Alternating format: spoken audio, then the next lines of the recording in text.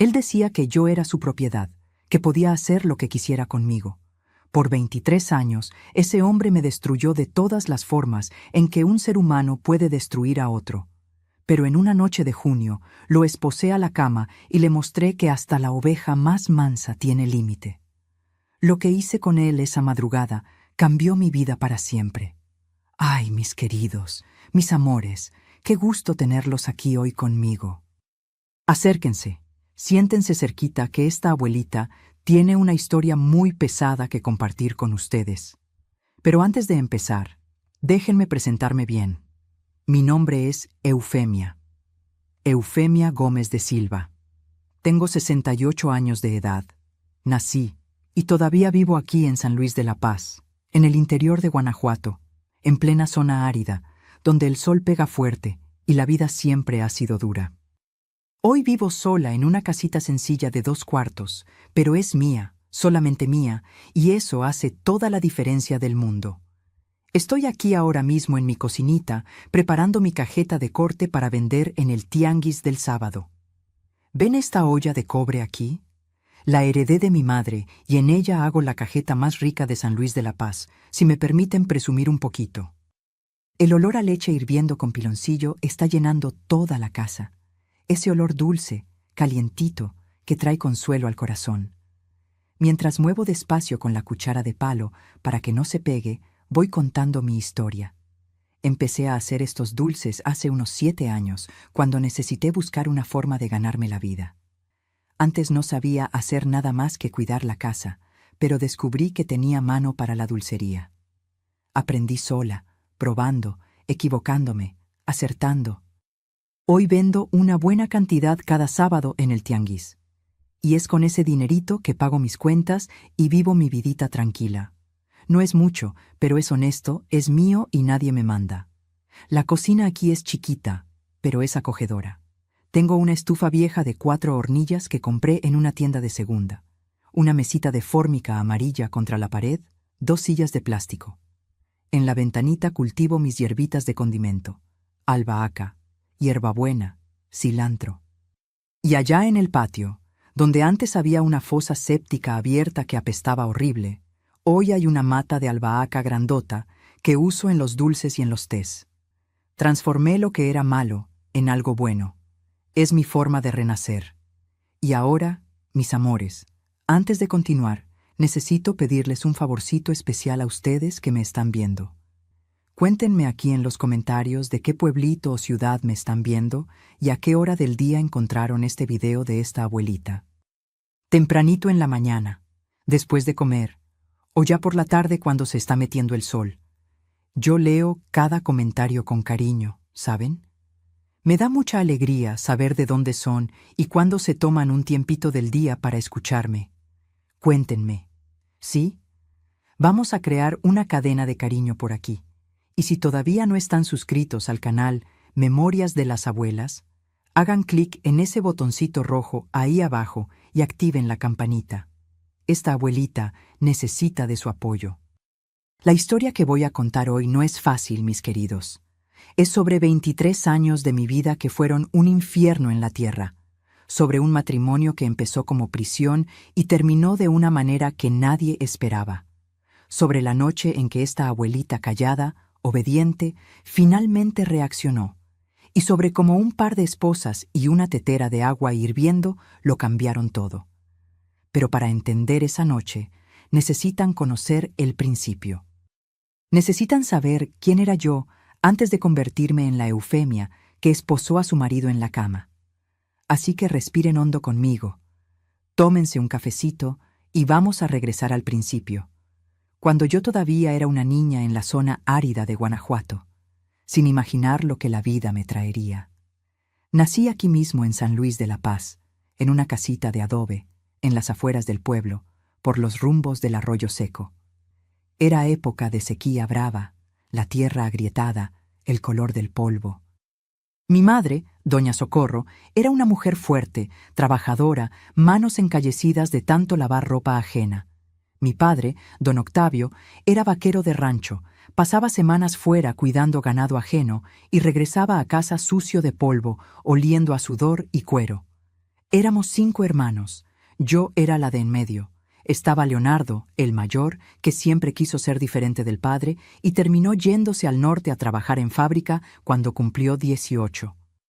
Luego venía Diana, siempre seria, que se casó joven y se fue a vivir a Dolores Hidalgo. Yo era la tercera. Después de mí nació Armando, niño travieso que vivía trepándose en los árboles. Y por último, Hortensia, la más chica, bonita como flor de nopal, pero de salud frágil.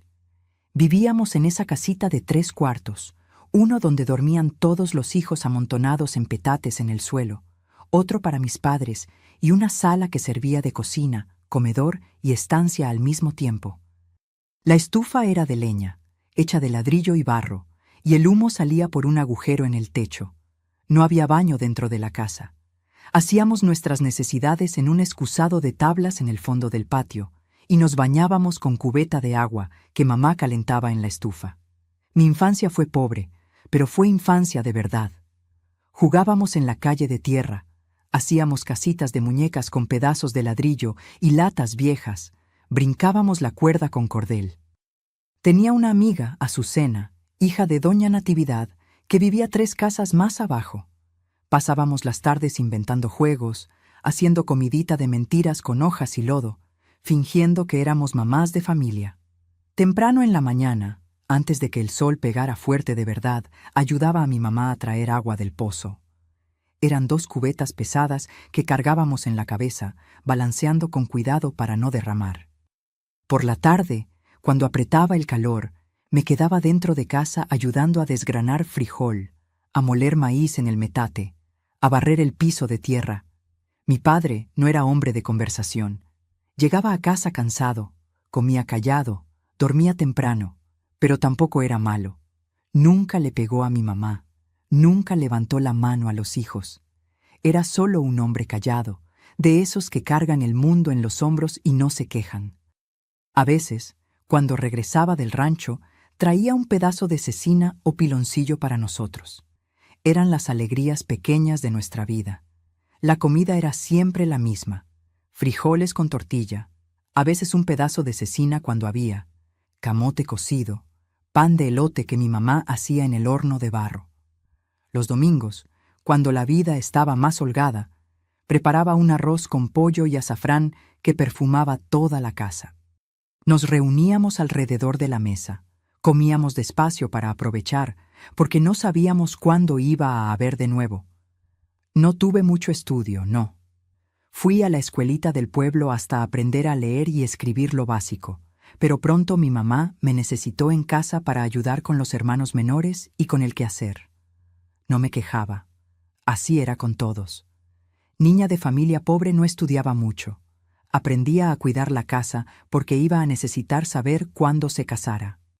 Recuerdo las fiestas de San Juan, la única época del año en que comíamos elote asado, atole, palanquetas, la fogata prendida en medio de la calle, los niños brincando, los adultos bailando.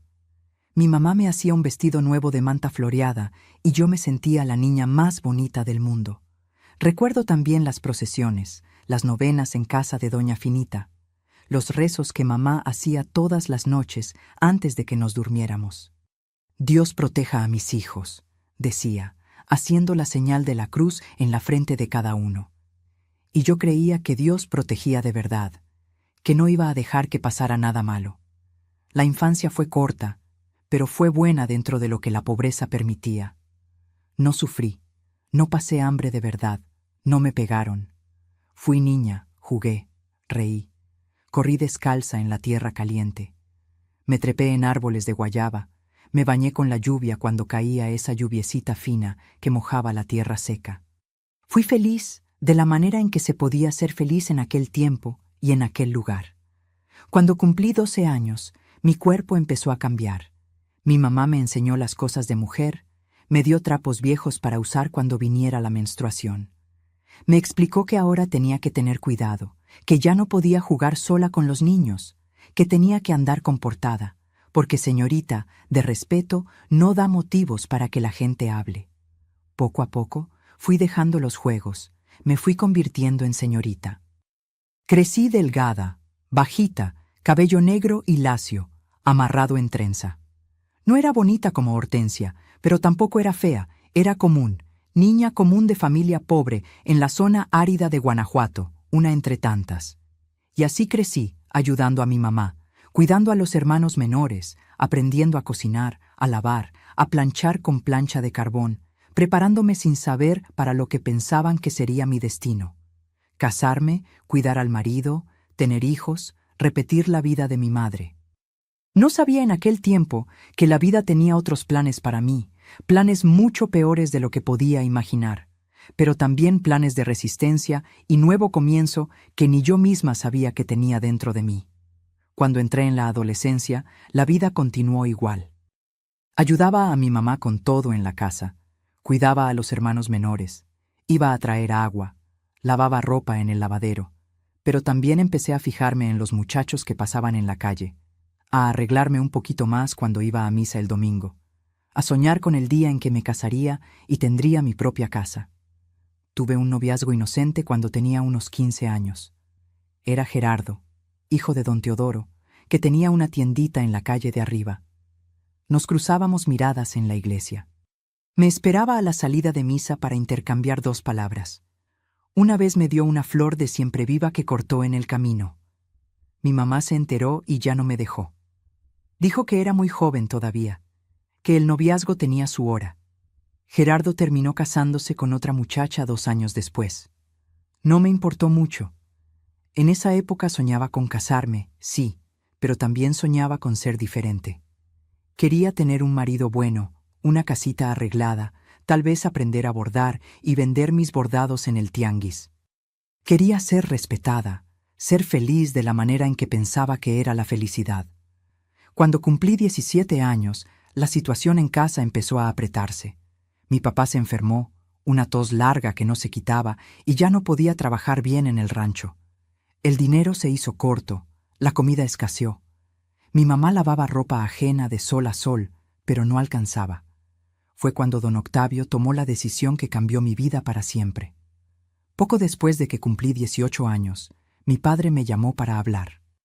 Se sentó conmigo en la puerta de la casa, prendió su cigarro de hoja y me dijo sin rodeos: «Eufemia, te vas a tener que casar. Tengo una deuda con Gumersindo y no tengo cómo pagarle. Él aceptó recibirte en matrimonio. Es hombre trabajador, tiene casa propia, no toma, te va a cuidar bien». Sentí que el piso desaparecía debajo de mis pies. Gumersindo era un hombre de más de 40 años, viudo, conocido en el pueblo como vaquero y después carnicero. Era grande, muy grande, más de 1,80 metros, brazos gruesos, manos enormes. Tenía fama de trabajador, de hombre serio, que no faltaba a misa, pero también era conocido como hombre de pocas palabras y mano dura. «Pero papá, yo ni lo conozco bien», intenté argumentar. «No necesitas conocerlo. El matrimonio no es de conocerse, es de sobrevivir. Él te va a dar techo, comida, ropa. Es más de lo que yo te puedo dar ahorita. Y no te estoy pidiendo, Eufemia, te estoy diciendo». Esa noche lloré escondida debajo de la cobija. Lloré hasta que no me quedaron lágrimas.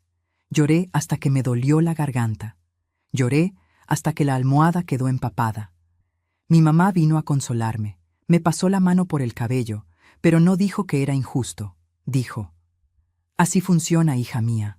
Una nace mujer, una obedece. Obedece al padre, después obedece al marido. Es la vida que Dios nos dio». 3 semanas después, me casé con Gumersindo por el civil. No hubo fiesta, no hubo vestido bonito. Fui con un vestido de manta que mi mamá cosió a las carreras. No hubo foto. Gumersindo dijo que la foto era desperdicio de dinero. Mi mujer no necesita recuerdo, necesita juicio. En la primera noche entendí qué tipo de matrimonio era ese. Gumersindo no me trató como esposa, me trató como algo que había comprado, como propiedad. Hizo lo que quiso, como quiso, sin preguntar si yo estaba lista, si yo quería, si dolía. Y dolía. Dolía de una manera que nunca imaginé que podía doler. Dolía en el cuerpo, pero dolía más en el alma. Dolía de una forma que me hacía sentir que no era persona, que era cosa, objeto, propiedad. Cuando terminó, se volteó y se durmió. Yo me quedé despierta toda la noche, encogida en la orilla de la cama, llorando bajito para que no me oyera. Mordí la sábana para ahogar los sollozos. Conté las grietas del techo. Esperé que saliera el sol como quien espera un milagro que no llega. En la mañana se despertó, pidió café y dijo: «Deja de llorar, ya estás casada.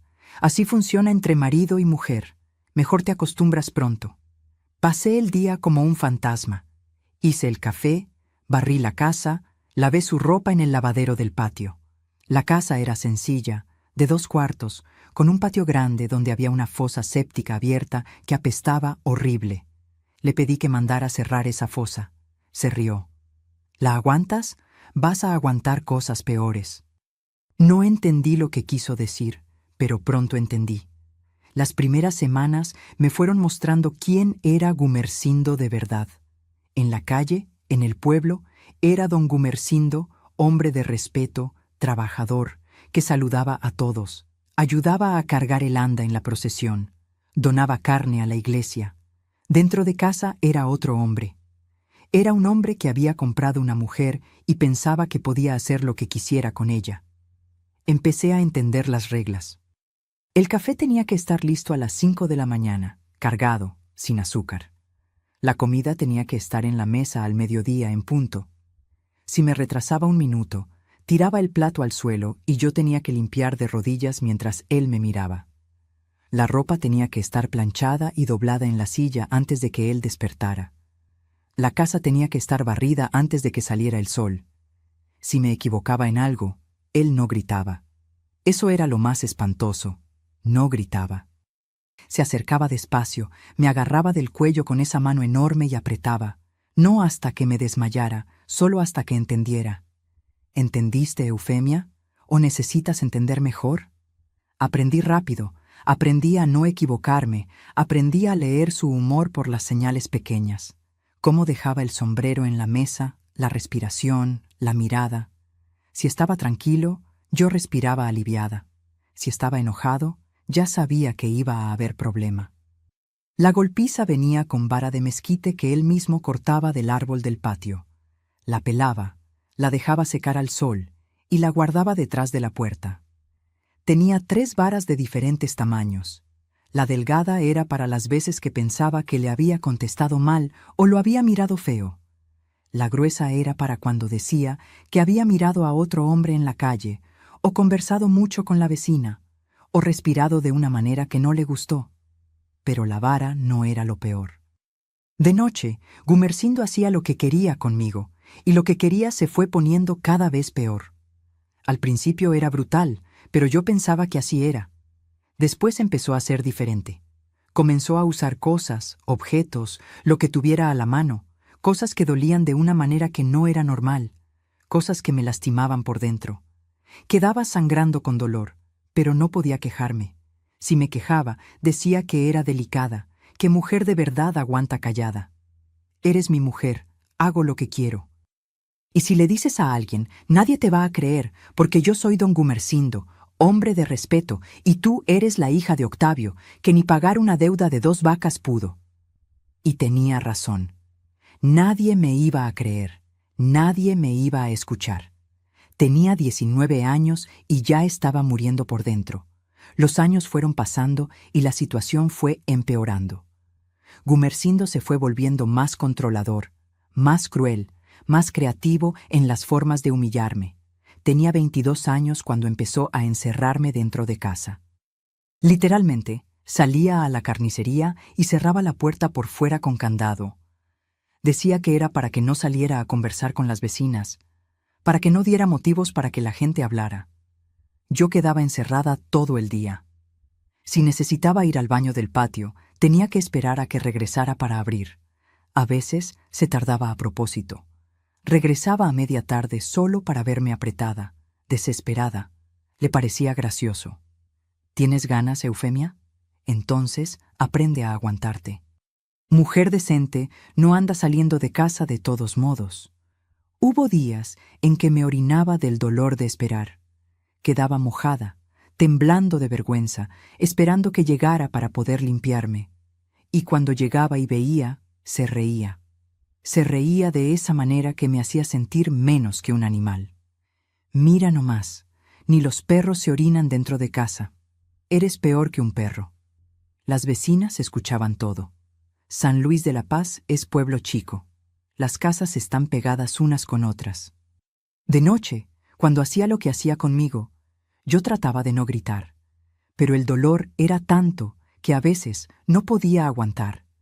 Los gritos salían, gritos de dolor, de desesperación, de humillación. Y yo estaba segura de que ellas escuchaban. En la mañana, cuando lograba salir al patio, doña Nachita de la casa de enfrente me saludaba. «Buenos días, doña Eufemia. ¿Todo bien?» Y yo respondía, «Todo bien, gracias a Dios». Las dos sabíamos que era mentira, pero la mentira era más fácil que la verdad. Una vez doña Nachita se animó y fue a hablar con el padre. «Padre Ignacio, Gumersindo maltrata a su esposa. Todos la oímos gritar de noche. Todo mundo la oye. Alguien tiene que hacer algo». El padre llamó a Gumersindo para hablar.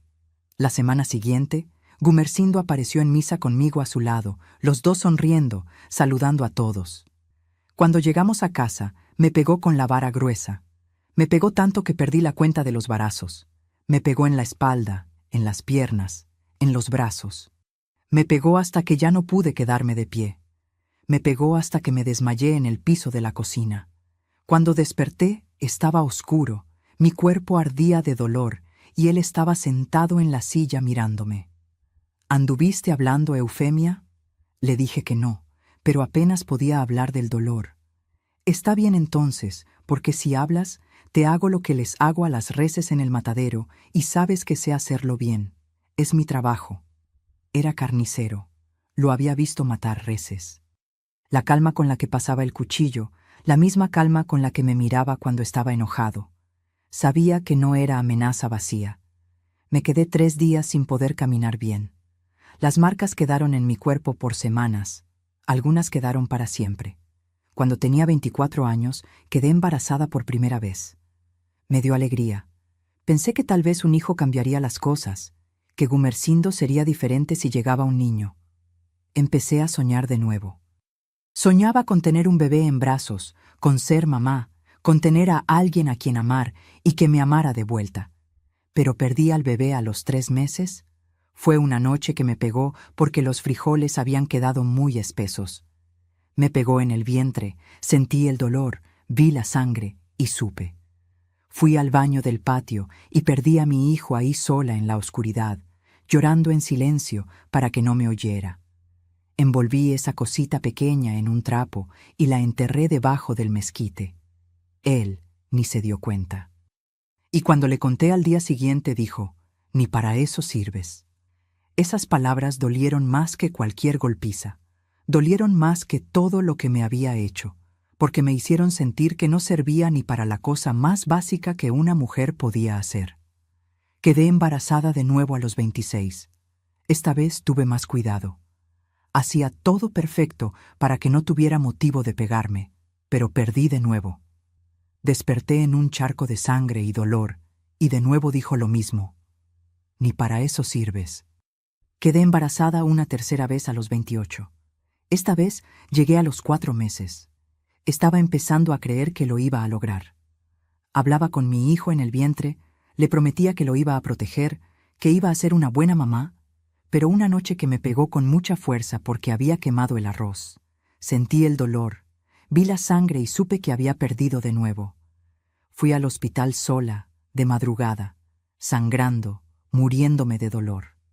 Caminé las 6 cuadras hasta el centro de salud, agarrándome el vientre, dejando un rastro de sangre en la calle de tierra. Él ni me acompañó. Dijo que tenía que trabajar temprano. La enfermera que me atendió vio las marcas en mi cuerpo y no preguntó nada. Solo bajó los ojos y me cuidó en silencio. Después de esa tercera vez, mi cuerpo no quedó embarazado más. Creo que mi matriz se rindió. Creo que mi cuerpo sabía que no debía traer un niño dentro de esa casa de horror. Y Gumersindo dejó de querer hijos, pero no dejó de usarme. Si no era para hacer hijos, era para satisfacerse. Y su satisfacción siempre estaba en el límite de la crueldad. Siempre era hacerme sentir que no era persona. Era hacerme sentir que era menos que ese lodo podrido de la fosa que nunca quiso cerrar. Cada noche era una pesadilla. Aprendí a salirme de mi cuerpo.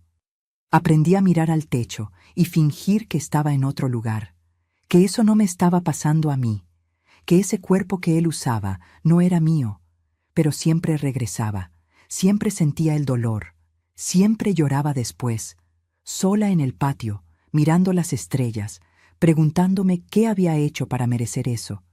A veces pensaba que si hubiera tenido un hijo, las cosas habrían sido diferentes. Pero después pensaba, si hubiera tenido un hijo, iba a crecer viendo, iba a aprender o iba a sufrir también. Tal vez mi cuerpo sabía que no debía traer un niño dentro de esa casa. Mi mamá murió cuando yo tenía 30 años. Mi papá ya había muerto 2 años antes. No tuve ni la oportunidad de despedirme bien. Gumersindo dijo que el velorio era pérdida de tiempo. Me dejó ir al entierro, pero tenía que regresar antes de que oscureciera. Fui, vi enterrar a mi mamá, lloré en silencio y regresé a casa, a mi prisión. El día del entierro de mi mamá lloré tanto que pensé que me iba a secar por dentro. Lloré por mi mamá, lloré por mí, lloré por la vida que pudo haber sido y nunca fue. Cuando regresé a casa, antes de que oscureciera como él mandó, él estaba esperándome. «Lloraste mucho», fue lo que dijo. «Ahora ven acá a limpiarte esa cara y a hacerme mi cena. Los muertos no vuelven, pero yo estoy vivo y con hambre». Mis hermanos se esparcieron. Leonardo estaba en Monterrey, trabajando en fábrica. Diana estaba en Dolores Hidalgo con su marido. Armando se había ido a León. Hortensia había muerto joven de tuberculosis antes de que yo me casara. Yo estaba sola en el mundo, y Gumersindo era todo el mundo que me quedaba. Un mundo de dolor, un mundo de terror, un mundo donde yo no era nada. A los 35 años estaba completamente quebrada. Por fuera era solo hueso y piel. No comía bien porque él no me dejaba. Decía que tenía que comer menos para no engordar, que al hombre no le gusta mujer gorda. Pesaba menos de 50 kilos. Estaba débil, anémica. El cabello se me caía en mechones cuando me peinaba. Tenía que amarrarme el cabello bien apretado para esconder las calvas. Por dentro estaba peor, mucho peor. Me había rendido de todo. Despertaba cada día sin motivo para continuar. Hacía las cosas automáticamente. Vivía sin vivir. Había días en que miraba el cuchillo de cortar carne y pensaba en usarlo en mí misma, solo para dejar de sentir, solo para acabar con eso de una vez. Pero era muy cobarde hasta para eso. Y la fosa seguía ahí abierta, apestando, llena de lodo podrido, de bichos, de cosas que se pudren. Todos los días lavaba ropa en ese lavadero cerca de la fosa, con ese olor entrándome por la nariz, por la boca, pegándose en mi piel. Todos los días miraba ese hoyo hondo, lleno de oscuridad, y empecé a pensar cosas. Al principio, miraba la fosa y pensaba, si me caigo aquí dentro, nadie me va a sacar, nadie me va a extrañar. Era un pensamiento de desesperación, de rendición, pero poco a poco el pensamiento fue cambiando. Empecé a mirar la fosa y pensar otras cosas. Cosas sobre Gumersindo, sobre justicia, sobre venganza. Una vez, una gallina se cayó dentro de la fosa. Gumersindo me mandó que la sacara con la mano. Metí el brazo en ese lodo negro hasta el hombro.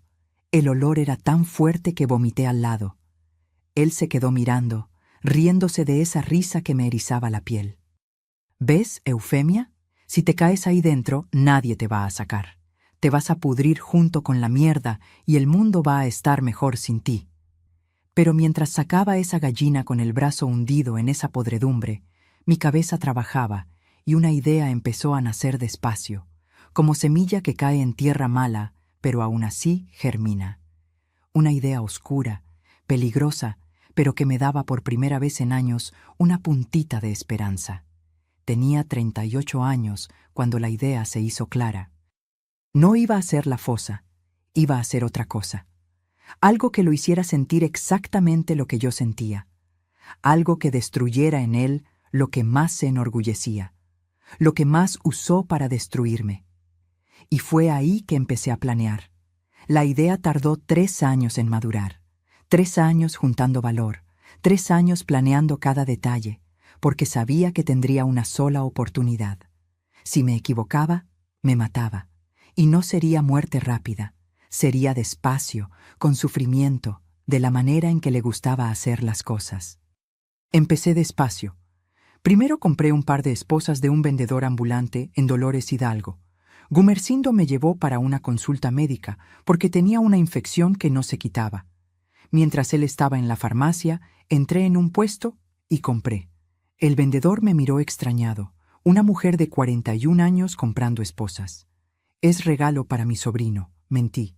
Le gusta jugar a los policías. El vendedor vendió sin preguntar más. Escondí las esposas en el fondo de una lata de harina que estaba en lo alto del armario. Gumersindo nunca metía mano en la cocina. Ese era mi territorio, el único lugar de la casa donde tenía algún control. Después compré una cubeta grande de plástico. Dije que era para lavar ropa. Ni la miró.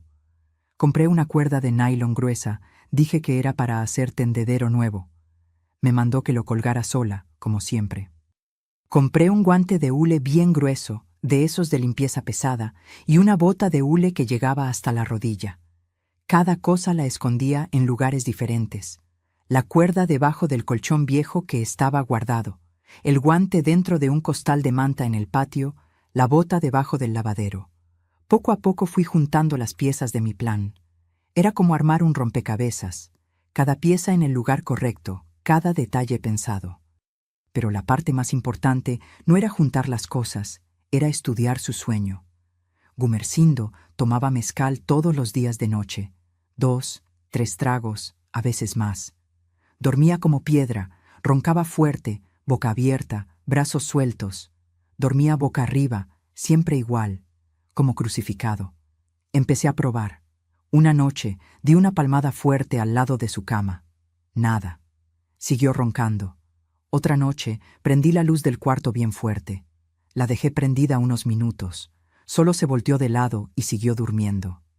Otra noche, más atrevida, le agarré la muñeca con fuerza. Gimió, movió el brazo, pero no despertó. Estaba segura. Cuando dormía con mezcal en la cabeza, no despertaba con nada. Pero todavía faltaba la última parte, la más importante, la más asquerosa, la que iba a hacerlo sentir exactamente lo que yo sentí por más de 20 años. Empecé a observar la fosa con ojos diferentes, ya no con asco, ya no con miedo, con propósito. Ese lodo negro, podrido, lleno de gusanos y cosas que no tienen nombre, iba a servir para algo. Iba a servir para la justicia. Una semana antes del día que escogí, tuve un sueño. Soñé con mi mamá. Estaba sentada en la puerta de la casa antigua, esa de adobe, donde crecí. Estaba joven, bonita, sonriendo. Me miró y dijo: «Hija, hasta el cordero más manso tiene dientes. Llega una hora en que muerde». Desperté sudada, el corazón latiendo fuerte, las manos temblando, y supe que había llegado la hora. Escogí un miércoles de junio, día común, nada especial. Gumersindo trabajó todo el día en la carnicería. Regresó a casa al final de la tarde, comió la cena que preparé, carne asada con camote, se quejó de que el café estaba aguado y se fue a tomar su mezcal en el portal. Yo había puesto un trago extra en la botella y la dejé en la mesa, como si se me hubiera olvidado. Se lo tomó todo. A las 10 de la noche estaba desmayado en la cama, roncando, boca abierta, indefenso. Pero esperé. Esperé hasta medianoche para estar completamente segura de que no iba a despertar. Me quedé sentada en la silla de la cocina, mirando el reloj en la pared, el corazón latiendo como tambor de procesión. Cada minuto parecía una hora. Cada segundo era una eternidad. Rezaba bajito, pedía fuerza, pedía valor, pedía perdón por lo que iba a hacer, o tal vez pedía justicia. Ya no sé. Cuando el reloj marcó medianoche, me levanté. Las piernas me temblaban tanto que tuve que agarrarme de la mesa. Tomé las esposas escondidas en la lata de harina. Tomé la cuerda debajo del colchón viejo y regresé al cuarto. Me quedé parada en la puerta unos 2 minutos, solo mirándolo. Ese hombre grande, 1,85 m de pura maldad, ahí acostado, roncando, indefenso. Esas manos que me pegaron miles de veces, sueltas, abiertas. Esa boca que dijo cosas que ninguna mujer debería escuchar, abierta, babeando. Respiré hondo, cerré los ojos. Pensé en cada noche de dolor, en cada golpiza, en cada humillación, en cada hijo que perdí, en cada vez que supliqué misericordia, y él se rió.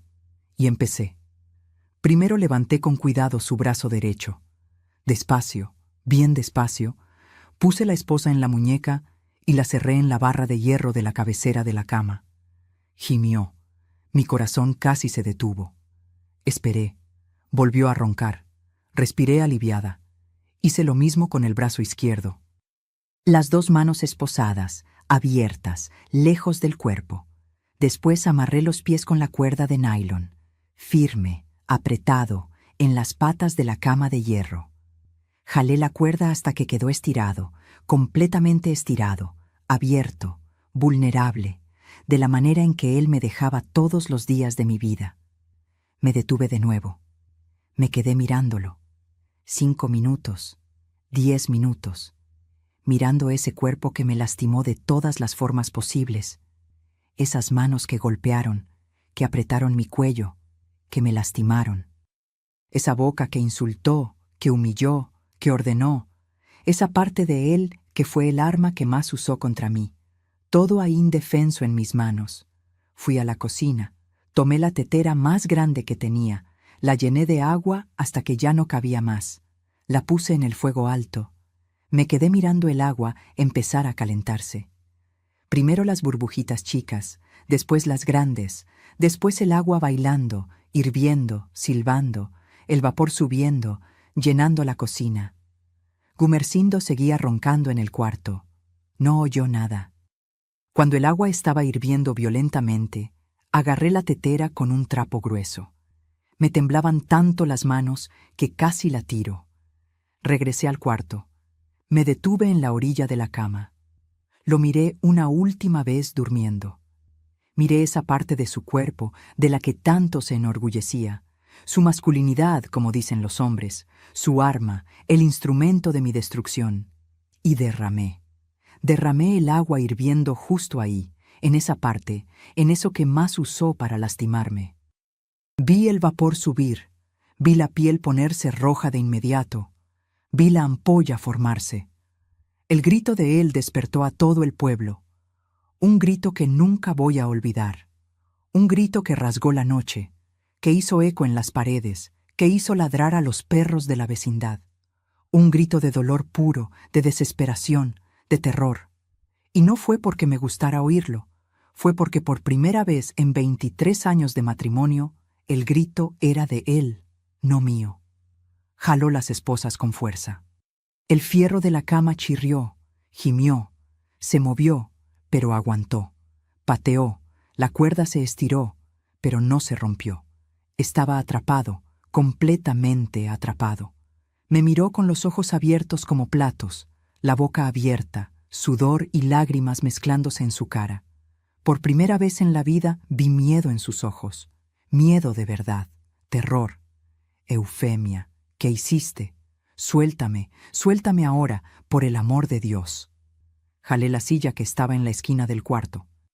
La misma silla donde me sentaba después de que hacía lo que hacía conmigo, cuando me quedaba ahí parada, mirando la pared, tratando de no sentir nada. Me senté en la orilla de la cama, tranquila. Por primera vez en 23 años, yo era la que mandaba. Por primera vez, el miedo estaba en sus ojos. Gumersindo, quédate quieto. Ahora la que habla soy yo. Gritaba, insultaba, amenazaba. Te voy a matar. Cuando me suelte de aquí, te voy a matar, desgraciada. Te voy a arrancar el pellejo. Me vas a pagar cada segundo de esto. Esperé a que se cansara. Tardó unos 10 minutos. El dolor de la quemadura era tanto que ya no podía gritar. Se quedó solo gimiendo, respirando pesado, el cuerpo temblando completo, sudores corriendo, lágrimas bajando por su cara. El hombre que nunca había llorado en la vida estaba ahí llorando como niño. Me levanté de la silla, fui al patio, me puse la bota de hule que llegaba hasta la rodilla, me puse el guante grueso hasta el codo y fui a la fosa. Ese hoyo que por 23 años fue símbolo de mi humillación, ese olor que entraba en la casa y me ahogaba, ese lodo que nunca quiso cerrar porque decía que yo tenía que aguantar cosas peores. Metí la mano adentro, hondo, hasta el codo. El lodo estaba caliente, pegajoso, lleno de cosas vivas moviéndose. Sentí cosas arrastrándose en mis dedos. Sentí el olor subir y darme náuseas, pero no me detuve. Busqué hasta encontrar lo que quería. Un pedazo de tubo de hule viejo, grueso, que había caído ahí dentro hacía tiempo. Jalé. Salió cubierto de lodo negro, de aguas negras, de cosas podridas que no tienen nombre. Cubierto de gusanos, de podredumbre, de todo lo que era asqueroso e inmundo en el mundo. El olor era de muerte, de cosas que se pudren, de todo lo que es repugnante. Regresé al cuarto con eso en la mano. Antes de que entrara, el olor entró primero. Entró y se apoderó de todo el cuarto. Gumersindo miró. No entendió al principio. Después entendió. Y por primera vez en la vida vi miedo en sus ojos, miedo de verdad. El tipo de miedo que yo sentí todos los días por 23 años. El tipo de miedo que paraliza, que te hace querer morir solo para no sentir lo que viene después. Eufemia. No, por el amor de Dios, no hagas eso. Te lo suplico. Nunca he suplicado nada en mi vida, pero te lo estoy suplicando ahorita. No hagas eso, por el amor de Dios. Mi voz salió calmada, firme, fría. Dijiste, por el amor de Dios, Gumersindo. ¿Cuántas veces te dije eso yo? ¿Cuántas veces te supliqué por el amor de Dios que pararas? ¿Paraste alguna vez? ¿Alguna vez? Lloraba. Ese hombre de casi 2 metros, más de 100 kilos, lloraba como niño. Lloraba y temblaba y suplicaba. ¿Te acuerdas de lo que me hacías? No era solo lo que el marido hace con la esposa. Sabes de lo que estoy hablando. Las cosas que usabas. El palo de la escoba, la botella, lo que tuvieras a la mano. ¿Te acuerdas? ¿Recuerdas cómo te suplicaba que pararas? ¿Cómo lloraba? ¿Cómo sangraba? ¿Cómo me quedaba días sin poder caminar? ¿Te acuerdas? Se acordaba por su cara. Se acordaba de todo. De cada noche, de cada objeto, de cada grito mío. Me hiciste sentir lo más asqueroso que una mujer puede sentir. No era solo dolor. El dolor pasa. Era humillación. Era sentir que mi cuerpo era basura. Que yo era menos que el lodo de esa fosa que nunca quisiste cerrar. Menos que la porquería que pisabas en la calle. Menos que nada. Levanté el tubo de hule, cubierto de aguas negras, de podredumbre, de todo lo que era inmundo. Esa cosa que pasó 23 años en esa fosa, pudriéndose, juntando toda la suciedad, todo el asco, toda la podredumbre. Ahora te toca sentir a ti. Lo que pasó en ese cuarto no lo describo. Solo digo que le hice lo que él me hizo por 23 años, con esa cosa sucia, asquerosa, sacada de la fosa, esa cosa que representaba todo lo que me hizo sentir. Gritó como yo gritaba. Berreó de una manera que nunca había oído gritar a un ser humano. Suplicó como yo suplicaba. Lloró como yo lloraba. Sangró como yo sangraba. Y no paré. Como él nunca paró cuando yo suplicaba. Como él nunca paró cuando yo lloraba. Como él nunca paró cuando yo sangraba. No sé cuánto tiempo duró. No estaba contando minutos. Estaba contando años. Un acto por cada año que me hizo eso. 23 años de dolor transformados en una noche de justicia.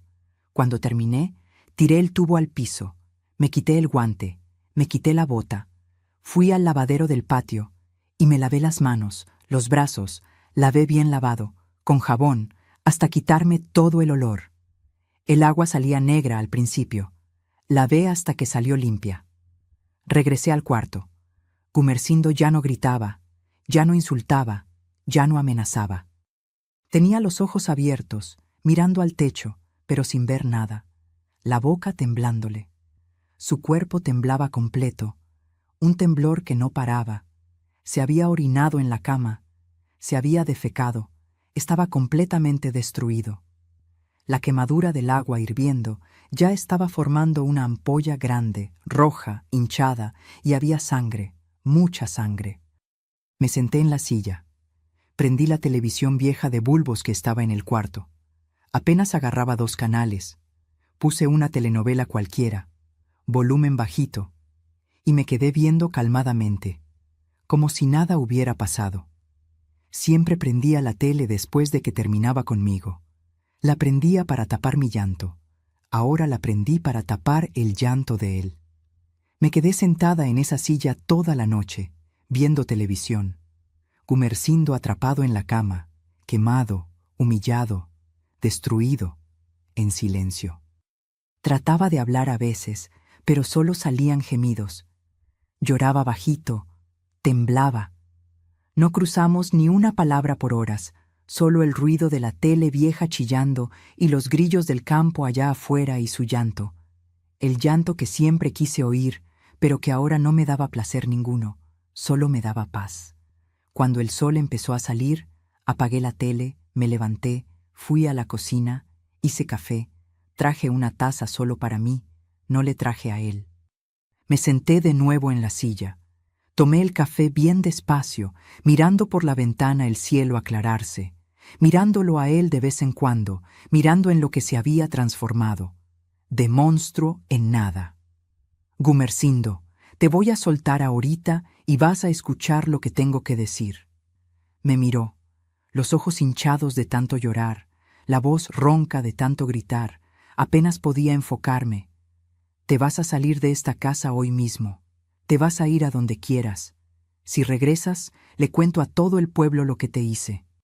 Y no voy a contar solo lo que te hice. Voy a contar por qué lo hice.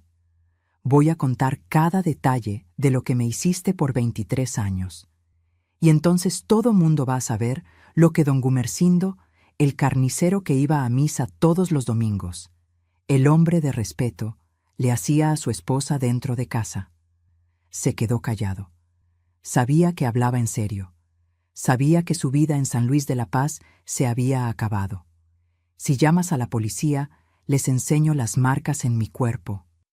23 años de marcas, Gumersindo.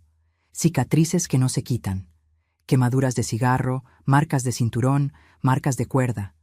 Huesos que se quebraron y pegaron chueco porque no me llevaste al doctor. Dientes que perdí porque me pegaste en la boca. Y cuento todo, cada detalle, el cinturón, la vara, las cosas que usabas de noche, todo. Tengo testigos, las vecinas que oyeron mis gritos por años, el padre al que engañaste. ¿A quién crees que le van a creer? Solté las esposas. Gimió cuando se las quité. Las muñecas estaban lastimadas, moradas.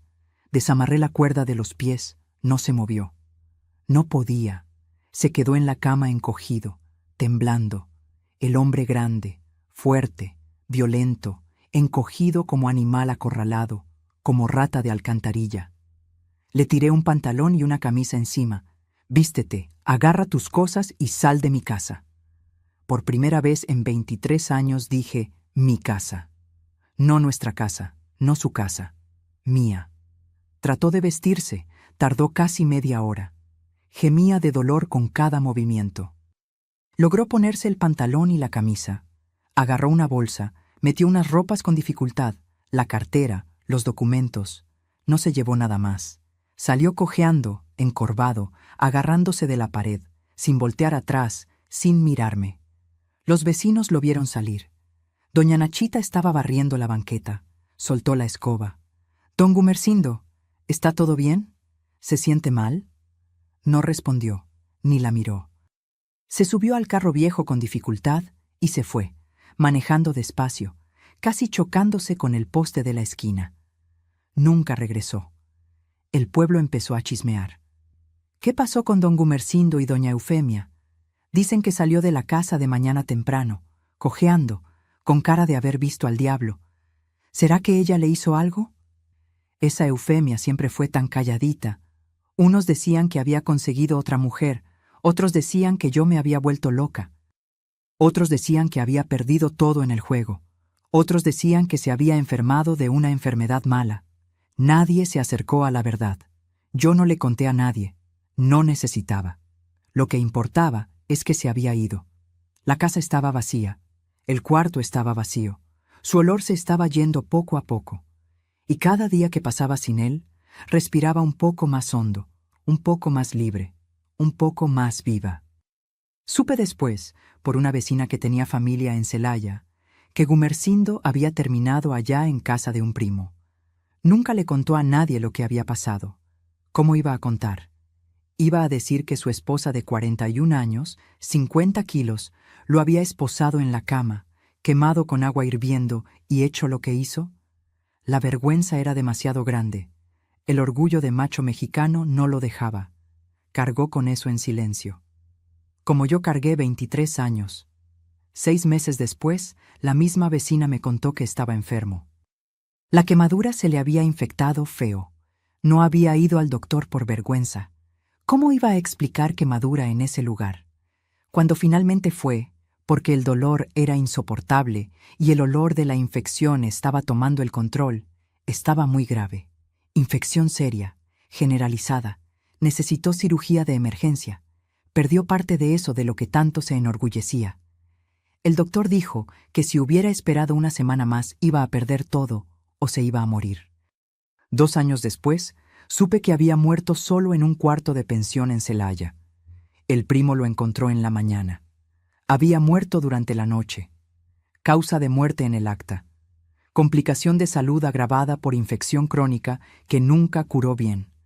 Pero la vecina que me contó dijo que el primo dijo que estaba muy flaco, muy débil, que se había rendido de vivir, que pasaba el día acostado mirando la pared, sin hablar con nadie, que cuando murió parecía aliviado.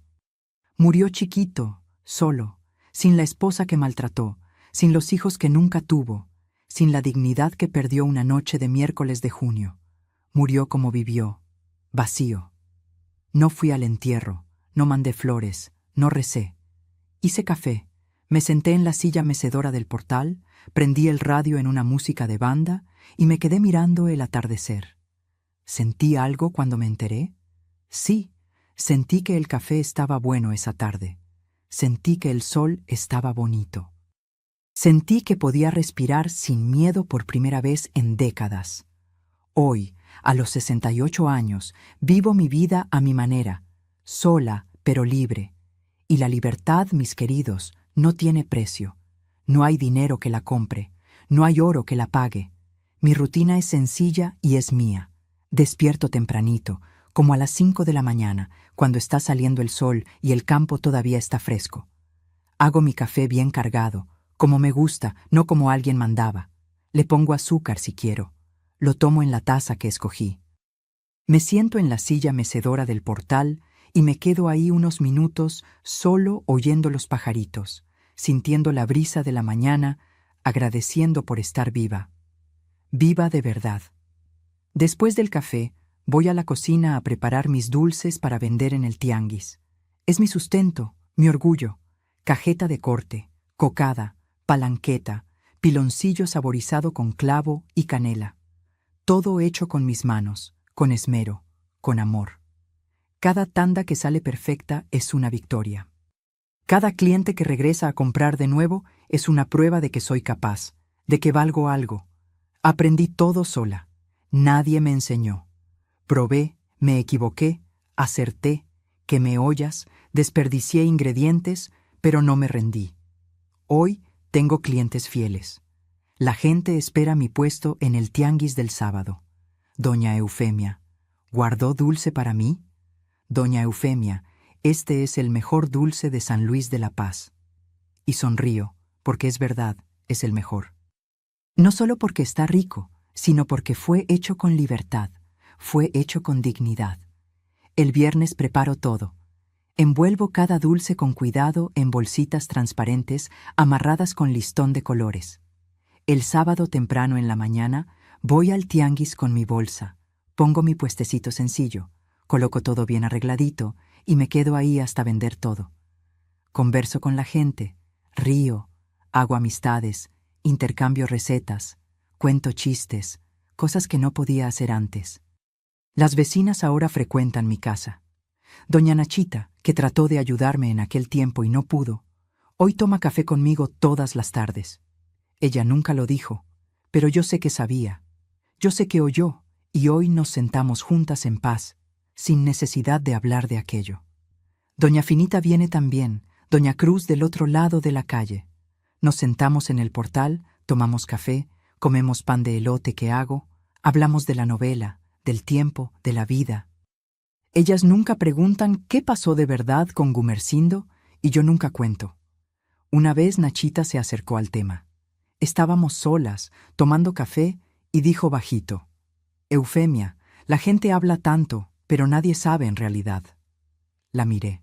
Tomé un sorbo de café y dije: «Nachita, oíste mis gritos por 23 años y nunca tocaste mi puerta. ¿Ahora quieres saber qué pasó?» Pasó que un día yo dejé de gritar y él empezó. Se quedó callada un rato, después asintió con la cabeza, nunca volvió a tocar el tema. Lo primero que hice cuando Gumersindo salió de la casa fue mandar cerrar la fosa. Gasté el dinero que encontré en la caja fuerte que escondía debajo de la cama. Dinero que era mío por derecho, 23 años de trabajo sin recibir nada. Llamé a un albañil, mandé cubrir ese hoyo maldito con concreto. Cuando estaba cerrando, eché tierra encima y encima de la tierra planté una mata de albahaca. Hoy la mata de albahaca está grande, frondosa, olorosa, da hoja todo el año. Uso las hojas en los dulces, en los tés, en las comidas. Donde había cosa podrida, ahora hay condimento. Donde había olor de muerte, ahora hay olor de vida. Es mi manera de transformar lo que era malo en cosa buena. Es mi símbolo de renacer. Quité las varas de mezquite de atrás de la puerta, las 3. Las llevé al patio y las quemé. Me quedé mirando el humo subir al cielo hasta volverse ceniza. Cuando acabó, barrí la ceniza y la tiré. La tiré bien lejos. No guardé nada que me recordara aquel tiempo, nada. Cambié la cama, la cabecera de hierro donde puse las esposas, la vendí al fierrero. Compré una cama de madera sencilla con un colchón nuevo, suavecito, cómodo, sábanas blancas con flores amarillas que escogí. Por primera vez en la vida, escogí mis propias sábanas. Parece tontería, pero no lo es. Es libertad. No tengo hijos, no tengo nietos, no tengo marido, pero tengo paz. Y la paz después de 23 años de guerra es un lujo, es riqueza, es todo. Hay gente que me mira con lástima. Pobrecita de doña Eufemia, solita, sin familia. Pero yo no soy pobrecita. Soy libre y prefiero 1000 veces estar sola y libre que acompañada y presa. Prefiero 1000 veces mi soledad que la compañía de él. De noche, cuando me acuesto en mi cama, en mis sábanas que escogí, miro al techo y agradezco. Agradezco por haber sobrevivido. Agradezco por haber tenido valor aquella noche de junio. Agradezco por cada día que despierto, y no hay nadie mandándome, nadie pegándome, nadie usándome, nadie destruyéndome. Toda mañana, cuando me siento en la silla mecedora con mi café, miro al patio, veo la mata de albahaca creciendo bonita encima de la fosa cerrada, siento el olor del condimento en lugar del olor de aguas negras y sonrío. Porque esta es mi victoria, pequeña, sencilla, pero mía. Transformé mi vida, planté esperanza donde solo había podredumbre y hoy cosecho los frutos de ese valor. Llegué al final de mi historia y sé que no fue fácil de escuchar. Sé que fue pesado. Sé que hay gente que está en shock, que está enojada conmigo, que está pensando que hice mal, pero necesitaba ser contada de la manera en que pasó, sin adornos, sin mentiras. Si eres una mujer que está viviendo una situación parecida a la que yo viví, si le tienes miedo a tu propio marido, si te golpean, si te humillan dentro de tu propia casa, si te usan como objeto, si no puedes salir de casa, si no puedes hablar con nadie, Si vives con miedo todos los días, quiero que sepas una cosa. No tienes que aguantar. No importa lo que él diga, no importa cuánto tiempo lleve así, no importa si es hombre de respeto allá afuera. Dentro de casa, si te maltrata, no merece ningún respeto. Yo aguanté 23 años porque pensaba que no tenía salida, porque pensaba que mujer casada tenía que aguantar, porque pensaba que nadie me iba a creer, porque tenía miedo de morir si trataba de salir. Pero tú no necesitas aguantar 23 años como yo aguanté. No necesitas aguantar ni un día más. Puedes salir ahora, hoy, en este minuto. Busca ayuda. Habla con alguien de confianza. Denuncia. En cada país, en cada ciudad, existen personas y lugares listos para ayudar a mujeres en situación de maltrato. No estás sola. Parece que sí. Lo sé. Yo también pensaba que estaba, pero no lo estás. Hay gente que quiere ayudar. Hay gente que te va a creer. Y si conoces a alguien que está pasando por esto, una vecina, una amiga, una familiar, una compañera de trabajo, no finjas que no ves. No finjas que no oyes. No seas como doña Nachita que oyó mis gritos por años y no hizo nada. Extiende la mano. Ofrece ayuda. A veces, una palabra de apoyo, un lugar seguro, un oído que escucha puede salvar una vida. Yo sobreviví, pero muchas no sobreviven. Mueren en manos de los maridos, mueren en silencio, mueren sin que nadie sepa, y esto no puede continuar. El silencio protege al agresor. Hablar es el primer paso para liberarse. Cuento mi historia no para que sientan lástima por mí. La cuento para mostrar que la resistencia es posible, que el nuevo comienzo es posible, que podemos transformar el dolor en fuerza, la podredumbre en condimento, la prisión en libertad, la muerte en vida. Mi dolor se volvió mi misión, mostrar que ninguna mujer necesita aceptar ser maltratada, que la dignidad no se negocia, que el respeto no se suplica, se exige, que no nacimos para ser propiedad de nadie, que nacimos para ser libres. Y ahora, mis queridos, voy a hacerles un pedido final. Si vieron hasta aquí, si mi historia tocó su corazón de alguna manera, hagan clic en ese botoncito rojo ahí abajo y suscríbanse a este canal Memorias de las Abuelas. Activen la campanita, porque cada suscripción es una persona más oyendo historias que necesitan ser contadas. Es una persona más que puede reconocer las señales y ayudar a alguien. Es una persona más que no se va a quedar en silencio cuando vea a alguien sufriendo. Y déjenme un comentario diciendo solo una palabra: coraje. Solo eso. Quien vio hasta el final va a entender. Esa palabra me va a mostrar que escucharon, que entendieron, que no se van a quedar en silencio si ven a alguien sufriendo, que van a ser la ayuda que alguien necesita. Háganlo ahora. No esperen ni un minuto más. Compartan este video con quien crean que necesita escucharlo. Puede salvar una vida, puede ser la diferencia entre alguien que sigue sufriendo y alguien que se libera. Mi historia es dura, lo sé, es pesada, es difícil de digerir, pero prefiero que duela un poquito escuchar que duela toda una vida vivir. Comparto mis heridas no para ganar vistas o likes. Las comparto porque el silencio protege al que agrede. Hablar es romper la cadena. Hablar es prender la luz. Y si una mujer reconoce las señales por mi relato, si una mujer tiene el valor de salir por mi historia, ya valió cada lágrima que derramé contando esto aquí. Transformé mi dolor en propósito, en alerta, en mano extendida para quien todavía está presa. Y si tú o alguien que conoces está pasando por situación parecida, sepan que en cada país, en cada comunidad, existen recursos y personas listas para ayudar. Busquen organizaciones de protección a la mujer en su región. Busquen instituciones especializadas. Busquen refugios. Busquen ayuda. La dignidad humana es un valor universal. No importa dónde estés, mereces respeto, mereces paz, mereces vivir sin miedo. Extiende tu mano, sé parte de la solución. Juntos, como comunidad global, podemos romper el silencio que protege a agresores y liberar a quien sufre. Que Dios los bendiga a cada uno de ustedes. Muchas gracias por escucharme. Muchas gracias por estar aquí. Muchas gracias por no cerrar los ojos al sufrimiento ajeno. Que Dios los acompañe.